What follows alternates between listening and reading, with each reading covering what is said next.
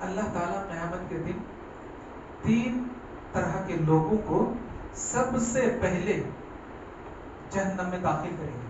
سب سے پہلے 3 طرح کے لوگوں کو جہنم میں داخل کرے گا.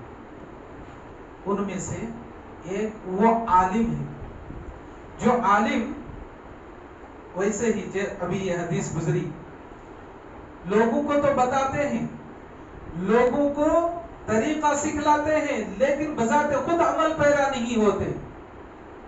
یا پھر وہ عالم جو اپنی شہرت چاہتا ہے کہ میں یعنی سوسائٹی کے اندر، سماج کے اندر میری شہرت ہو جائے کہ ہاں فلاں انسان بہت اچھی تقریر کرتا ہے، بہت اچھا بیان دیتا ہے، وہ پاپولر ہو جائے. وہ ان کے دل میں اس طرح کی خواہش ہے، اس طرح کی نیت رکھتا ہے. تو ایسے عالم کو اللہ تعالیٰ قیامت کے دن ان کے چہرے کے بل گھسیٹ کر کے جہنم میں پھینک دیا جائے. ان سے پوچھے گا، اللہ تعالیٰ پوچھے گا کہ تو دنیا میں کیوں اس طرح وعظ کرتا تھا؟ تو کہے گا کہ اے اللہ تیرا تو حکم ہے، تیرے نبی نے یہ حکم دیا بلغوا عنی ولا آیا، کہ تمہارے پاس اگر ایک آیت بھی کیوں نہ ہو وہ لوگوں تک پہنچا دو. میں نے لوگوں تک پہنچایا، میں لوگوں کو ہدایت کرنے کے لیے تقریر کرتا تھا، بیان کرتا تھا. اللہ تعالیٰ کہے گا کہ تو لوگوں کو ہدایت کے لیے نہیں بلکہ تو اپنی شہرت کے لیے تو تقریر کرتا تھا کہ میں یعنی سوسائٹی کے اندر، سماج کے اندر، لوگوں کے اندر میری شہرت ہو جائے، لوگ میرا چرچا کرنے لگے کہ ہاں یہ بہت ہی اچھی تقریر کرتے ہیں، اچھا بیان دیتے ہیں. یہ تمہاری نیت تھی، آج تمہاری وہ نیت کے مطابق ہی تمہیں آج یہ سزا دی جا رہی ہے. اللہ تعالیٰ حکم دے گا اپنے فرشتے کو، لے جاؤ ایسے عالم کو، ایسے تقریر کرنے والوں کو، ایسے واعظین کو جاؤ چہرے کے بل گھسیٹتے ہوئے لے جا کر جہنم میں دھونک دیا جائے. دوسرا، ایک غازی کو بلایا جائے. غازی جو میدان جہاد میں اپنے تلوار کے ذریعے سے نہ جانے کتنے کافر کو ان کے سر کو تن سے جدا کر دی اسلام کے خاطر، لیکن وہ اسلام کے خاطر نے ان کی بھی نیت میں کچھ کھوٹ. کہے گا اللہ تعالیٰ پوچھے گا، اس غازی سے پوچھے گا کہ غازی بتا، تو نے میدان جہاد میں اپنی تلوار کا جوہر بہت دکھایا تھا، آخر تو کس ارادے سے دکھایا تھا؟ بولے کہ اللہ تیرا حکم تھا، تیرے نبی کا فرمان تھا، میں نے تیرے حکم اور تیرے نبی کے فرمان کو بجا لایا. اللہ تعالیٰ کہے گا کہ نہیں، تو اللہ اور اللہ کے نبی کے فرمان کو بجا لانے کے لیے نہیں بلکہ تو اپنی شہرت کے لیے میدان جہاد میں اپنی تلوار کا جوہر دکھایا تھا کہ تاکہ لوگ چرچا کرنے لگے سماج کے اندر کہ ارے فلاں انسان بہت ہی تلوار کا جوہر دکھانے والا تھا اور وہ بہت ہی بہادر شخص تھا، بہت ہی طاقتور تھا کہ ان کی تلوار کے سامنے کوئی ٹکتا ہی نہیں تھا. تیرے دل میں یہ بات تھی. اللہ تعالیٰ ایسے غازی کو بھی ان کی نیت کے مطابق، کیونکہ ان کی نیت میں یہ بات تھی، ایسے ہی بات تھی، انما الاعمال بالنیات، اسی لیے اللہ کے رسول صلی اللہ علیہ وسلم نے کہا کہ تمام انسانوں کا عمل کا دار و مدار ان کے نیت کے اوپر ہے. وہ خلوص اخلاص قلب کے ساتھ اگر عمل کرتا ہے تو کام آئے گا، اگر وہ ریاکاری ہے، دکھاوا ہے تو کام نہیں آئے گا. ایسے غازی کو بھی جہنم میں دھونک دیا جائے، چہرے کے بل گھسیٹ کر کے جہنم میں پھینک دیا جائے. ایک تیسرے شخص کو بلائیں گے، وہ بڑا مالدار ہوگا، بڑا مالدار ہوگا اور رات و دن وہ مالدار اللہ کے راستے میں جب چاہا جیسے چاہا کوئی بھی آیا وہ اپنے مال کو لٹائے،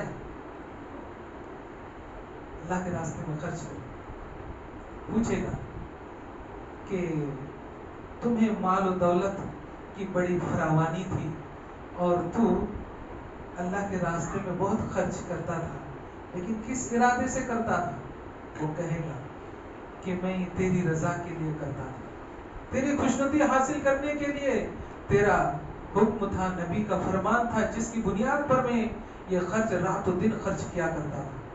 اللہ تعالیٰ کہے گا کہ نہیں، تیری نیت یہ تھی کہ لوگ تیری طرف دیکھ کر کے ارے فلاں شخص ہے وہ رات و دن اللہ کے راستے میں خرچ کرتے رہتا ہے، جو بھی آتا ہے جو مانگتا ہے انہیں عنایت کر دیتا ہے، تاکہ تمہارے دل میں یہ بات تھی کہ میرا ڈنکا بچ جائے، شہرت ہو جائے میرے محلے کے اندر، میرے سوسائٹی کے اندر، میرے سماج کے اندر، لوگ کہنے لگے کہ فلاں انسان تو بڑا فیاض ہے، بڑا مخیر انسان ہے، بڑا خیرات کرنے والا ہے۔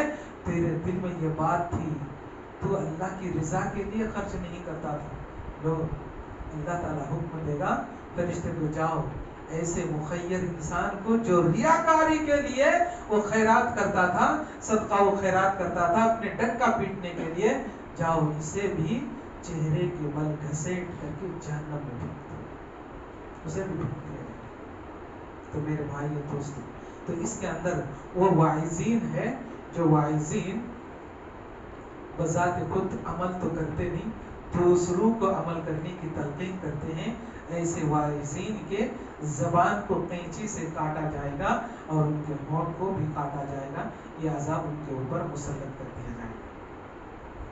نمبر 5، اللہ کے رسول صلی اللہ علیہ وسلم کو آگے اور سیر کرا رہی ہے۔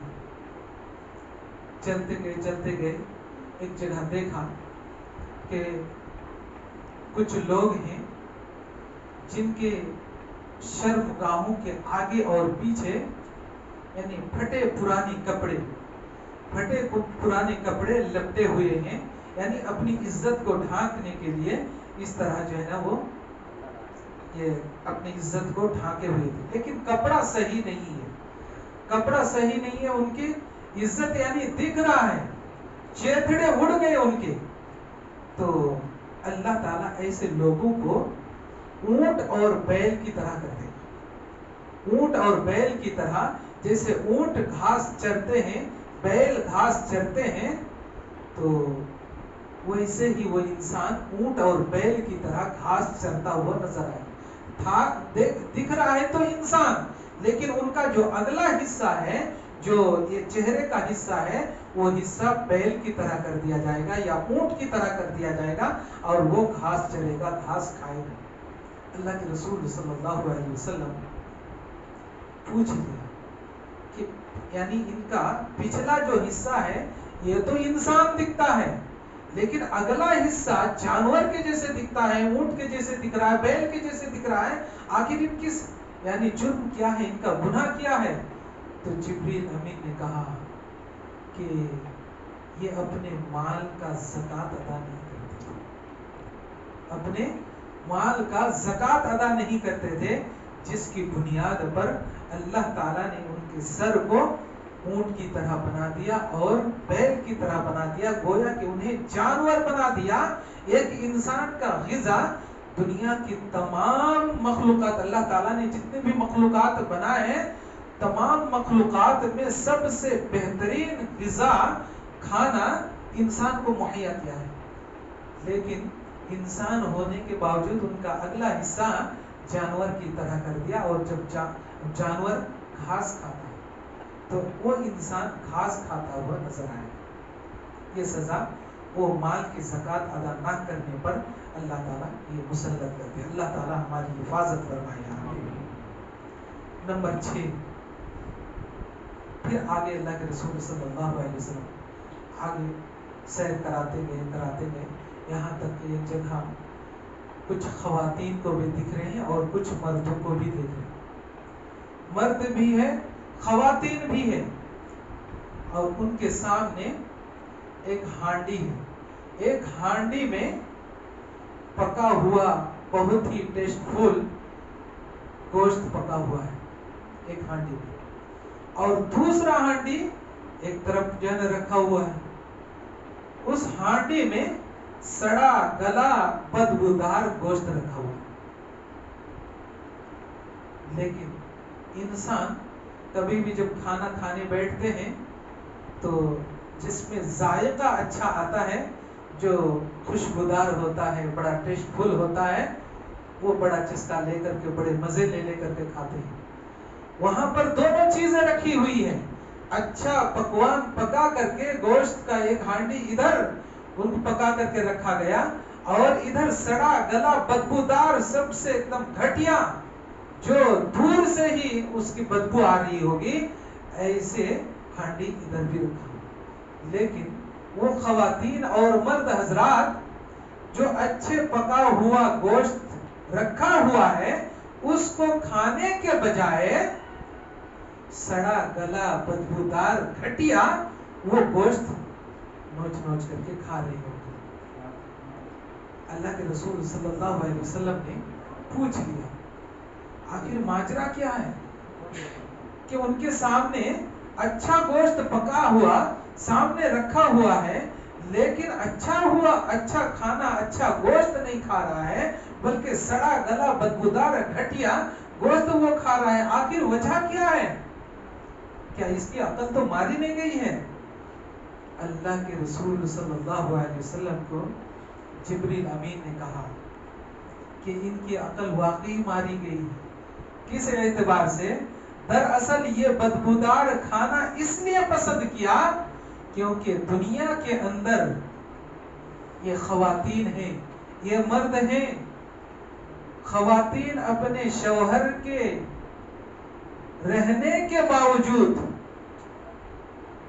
دوسرے کو اپنے بستر پہ جگا دیتے تھے اور شوہر اپنی بیوی کے ہونے کے باوجود بھی کسی غیر کے بستر میں جا کے سوتے تھے. بات سمجھ رہے ہیں؟ یعنی زنا کرتی تھی. عورت بھی زنا کرتی تھی، شوہر کے ہونے کے باوجود چپ کے زنا کرتی تھی اور شوہر بھی بیوی کے ہونے کے باوجود زنا کرتا تھا. جبکہ اللہ تعالیٰ نے حلال طریقہ دونوں کو دے دیا کیونکہ عورت کا بھی شوہر ہے اور یعنی شوہر کا بھی بیوی ہے. دونوں کو حلال طریقے سے اللہ تعالیٰ نے حکم دیا یہ کام کر سکتے، لیکن حلال کو چھوڑ کر کے حرام کاری کرتی تھی وہ عورت اور ادھر مرد بھی حرام کاری کرتا تھا. اس لیے اللہ تعالیٰ نے اس حرام کاری کرنے کی بنیاد پر اسی کے پاداش میں اچھا گوشت چھوڑ کر کے بدبودار سڑا گلا گھٹیا وہ گوشت کھا رہے ہیں. یعنی وہ حرام کاری کر رہے تھے، حرام کاری کرنے کی بنیاد پر یہ سزا ان کے اوپر مسلط کر دی گئی. اتنی بڑی سزا ہے جو یعنی حلال طریقے حرام جو ایک بیوی کو اللہ تعالیٰ نے ایک شوہر کے لیے حلال کر دیا ہے اور ایک شوہر کے لیے ایک بیوی کو حلال کر دیا گیا ہے. حلال چیز کو چھوڑ کر کے حرام چیز کو دنیا میں اپنایا، اس لیے آج ان کے اوپر یہ چیز یہ عذاب مسلط کر دیا گیا ہے جس کی بنیاد پر وہ اچھا گوشت چھوڑ کر کے وہ گھٹیا سڑا گلا بدبودار گوشت کھا رہے. تو میرے بھائی دوستو کتنی بڑی وعید ہے. لہٰذا اس چیز سے بھی ہمیں بچنے کی ضرورت ہے. اللہ تعالیٰ نے یعنی اپنی جسمانی خواہش کو مٹانے کے لیے اللہ تعالیٰ نے جو ایک نظام بنایا ہے شادی بیاہ کا، یہ شادی بیاہ کا ایک حلال طریقہ ہے. اس حلال طریقے کو اپنانا چاہیے اور ناجائز طریقوں کو اپنانا نہیں چاہیے، ورنہ پھر اسی حدیث کے مصداق ہم بن جائیں گے اور وہ عذاب پھر ہمیں اوپر مسلط کر دیا جائے گا. لہٰذا اس چیز سے ہمیں بچنا چاہیے. اللہ تعالیٰ سے دعا گو کہ اللہ تعالیٰ ہماری ان تمام جتنے بھی میں چیزیں بیان کیا ہے ان تمام چیزوں سے ہماری حفاظت فرمائیں. جو اللہ تعالیٰ ہمارے لیے حلال کیا ہے وہ حلال اپنانے کی توفیق عطا فرمائے اور حرام کاری سے ہماری حفاظت فرمائے. آمین. تقبل یا رب العالمین. آئیے